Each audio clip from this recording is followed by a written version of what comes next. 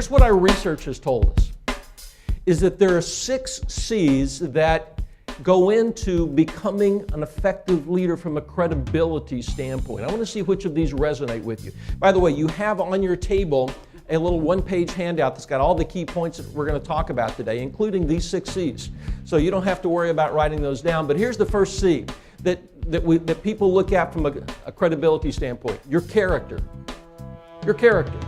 Not are you a character, but the character that you have.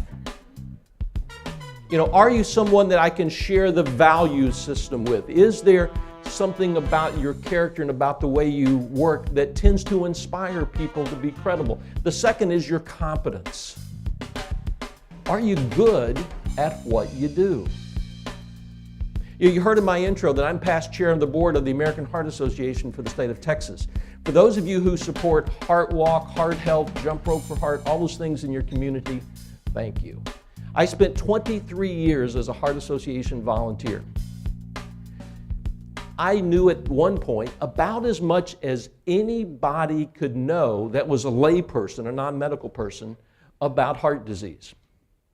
That said, how many of you would trust me to do the heart surgery on somebody that you love? Yeah, somebody like you don't like, maybe an ex-spouse or something, fine, knock yourself out, right? But somebody that you love, no, because competence builds credibility. So I'm going to tell you, if you're not a CMP or a CMM, why not? Because that's the designation that shows competence in this industry.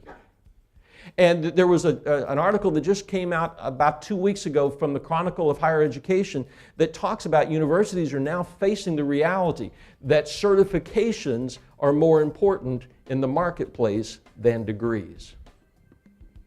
Perception in the marketplace is that if you own a certification, you have invested yourself in continuing to grow your competence. Third, consistency. Have any of you here ever worked for a jerk? Don't point fingers, okay?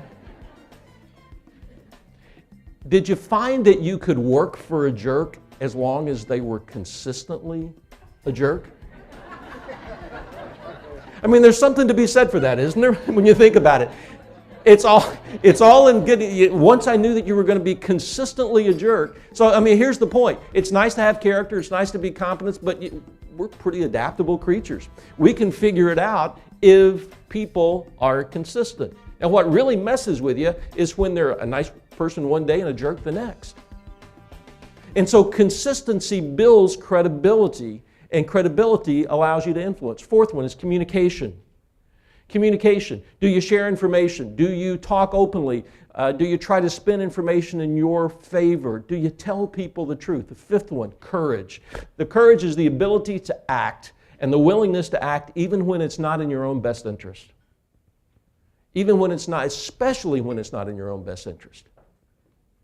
And the fifth one is caring or concern. Do you care about people?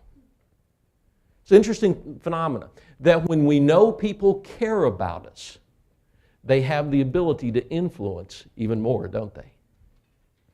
And some people call it caring, some people call it concern. But when you look at those 6 things, let me ask you, if you had somebody that had impeccable character, that was competent in what their job, they were consistent in everything they do, they were a great communicator, they had the courage to stand for their convictions or to do what was inconvenient, even when it meant something was going to happen bad to them, and they really cared,